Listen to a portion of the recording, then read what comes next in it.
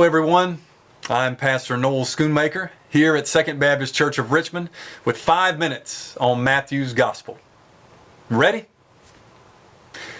Matthew is called the first Gospel because it's the first Gospel to appear in the New Testament.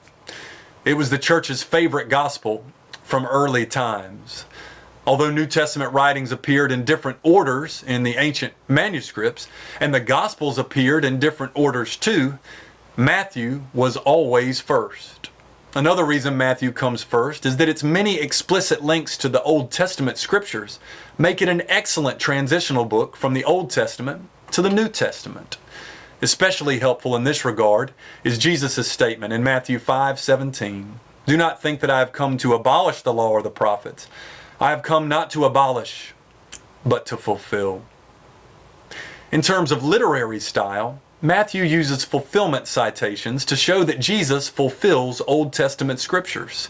For example, he often says, "This happened in order to fulfill what was spoken." Matthew also uses a rhetorical technique called an inclusio, which occurs when the same words or ideas appear at the beginning and end of a section in order to emphasize a certain theme. The grand inclusio that frames the entire Gospel of Matthew depicts Jesus as God with us. At the beginning of Matthew, in Matthew 1:23, Jesus is called Emmanuel, which means God is with us. At the end of Matthew, in Matthew 28:20, the resurrected Jesus says, "Lo, I am with you always." Matthew is the most Jewish of the four Gospels. It appears to have been written by a Jewish Christian for a community of mainly Jewish Christians. These Christians would have had a strong background in the Old Testament and would have been keenly interested in how Jesus fulfills the Old Testament scriptures. Scholars generally agree that the community Matthew originally addressed was a congregation of largely Jewish Christians seeking to define itself in contrast to a Pharisaic form of Judaism in the late 1st century.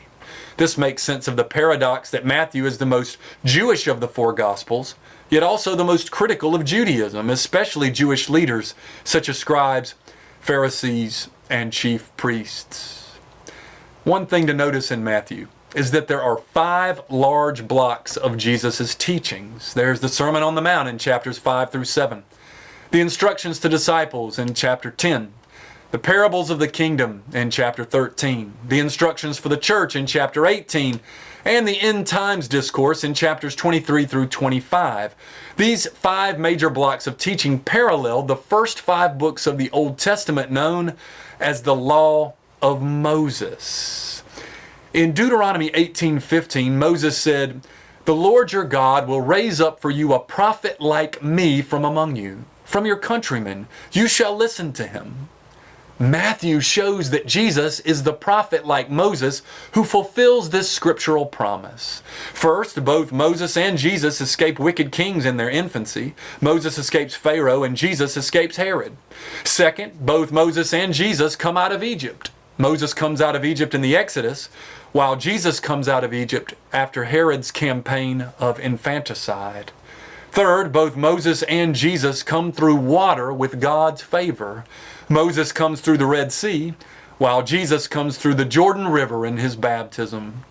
Fourth, both Moses and Jesus leave the waters of God's favor to encounter difficulties in the wilderness. Moses wanders with the Israelites for 40 years, while Jesus is tempted in the wilderness for 40 days. Fifth, both Moses and Jesus ascend a mountain to articulate God's law.